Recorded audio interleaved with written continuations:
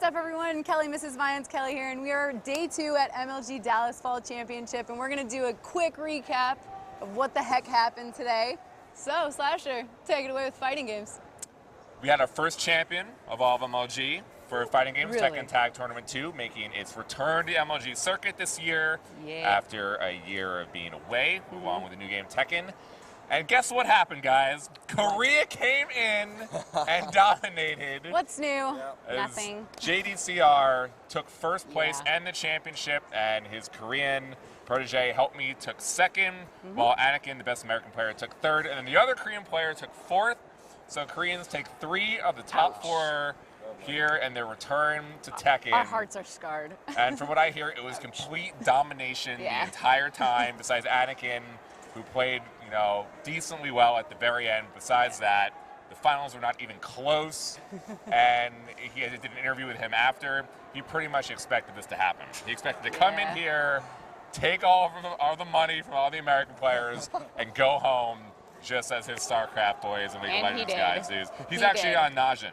So he knows all well how the League of Legends players do it in their land. And the Mortal Kombat 9 just finished right after, and Rio becomes the first Mortal Kombat player to be the back-to-back champion for Mortal Kombat. So that's, you know, really cool for him. We'll have to see how the game does going forward. No news on whether it will be back. He said he's going to season. EDC, I do believe.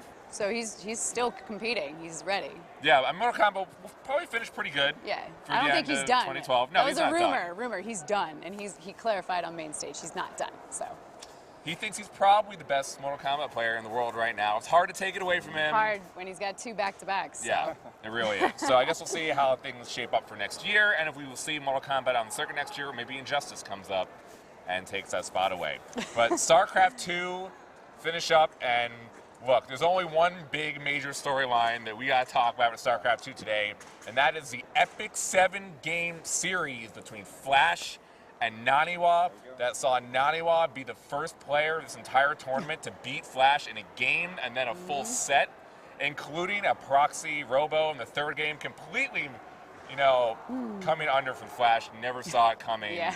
Didn't see any of that happen. He was pissed watching the replay the second that game ended. And then Naniwa makes a cheeky statement right after the match is over, saying, well, if we play again, I want to play those macro games. I don't think he realized that was going to happen an hour and a half later in an extended series, and then Flash came back to force a 7-game and then proxy rushed Naniwa himself to do the exact same thing Naniwa did to him to clinch the series. Of course, Flash would do that. The master of all situations.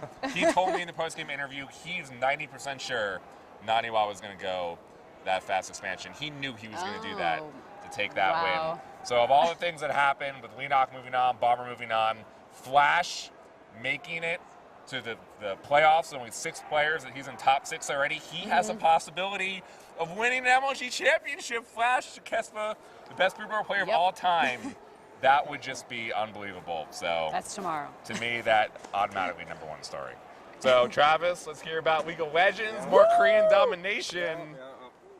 So we were just talking about Najin over in the fighting game stuff, and they're on a roll. They're undefeated so far, and tomorrow they might be undefeated still. They 2-0'd Azubu Blaze, the other Korean team here, and they're just looking really good. The thing is that they make every team they play look horrible, right? They do. They really do. Yeah. Like, CLGNA. They're so aggressive. Right. It's scary how aggressive they are. They have no laning phase. They're just like, what's laning? You know, they farm champions. They don't farm creeps. Yeah. So they that's pretty much how it was. Out of control. It's just ridiculous. And you know, the other thing, I hate to be right about this, but North America, they're not in the top 3. We called it. Yeah, it's. I don't think you sorry, guys, we called it. Yeah, I mean it's an easy prediction, right? But it was really close actually. CLGNA almost got in. Yep. They had to fight out against CLG EU. It went to the 3rd game. That went over an hour long. Every 5 minutes, it felt like a different team was going to be winning. Yeah. But CLG EU managed to pull ahead.